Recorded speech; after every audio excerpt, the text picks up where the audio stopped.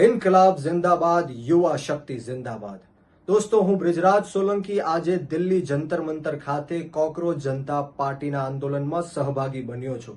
પરંતુ ગુજરાતથી ઘણા બધા યુવાનોના વિદ્યાર્થીઓના મને ફોન આવ્યા, મેસેજીસ આવ્યા કે બ્રિજરાજભાઈ અમારે ત્યાં આવવું છે પરંતુ કારણોસર અમે આવી નથી શકતા। ત્યારે હું ગુજરાતના યુવાનોને હાકલ કરું છું, આહવાન કરું છું કે આવતી તારીખ 25 સવારે 10 કલાકે ગાંધીનગર સત્યાગ્રહ છાવણી મુકામે હું આવી રહ્યો છું ને આપણે સૌએ ગુજરાત કોકરોચ આંદોલનની શરૂઆત કરવાની છે।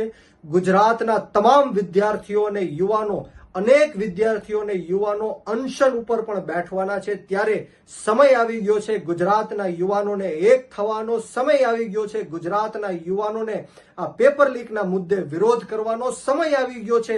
ગુજરાતના યુવાનોને હવે વિરોધ બેરોજગારીનો કરવાનો। ત્યારે હું આપ સૌને ફરીવાર હાકલ કરું છું, આહવાન કરું છું કે આવો આપણે સૌ સાથે મળીને આ ધર્મેન્દ્ર પ્રધાન જે કેન્દ્રીય શિક્ષણ મંત્રી છે એમનું રાજીનામું માંગીએ। અને ગુજરાતની અંદર પણ 40 કરતા પણ વધારે પેપરો લીક થયા અને આજ દિન સુધી અનેકો વિદ્યાર્થીઓ જે નિર્દોષ છે એમણે સુસાઇડ કર્યા। એમના હક, અધિકાર અને ન્યાય માટે ગુજરાતના વિદ્યાર્થીઓએ અને યુવાનોએ આવવું પડશે, આ આંદોલનમાં જોડાવવું પડશે।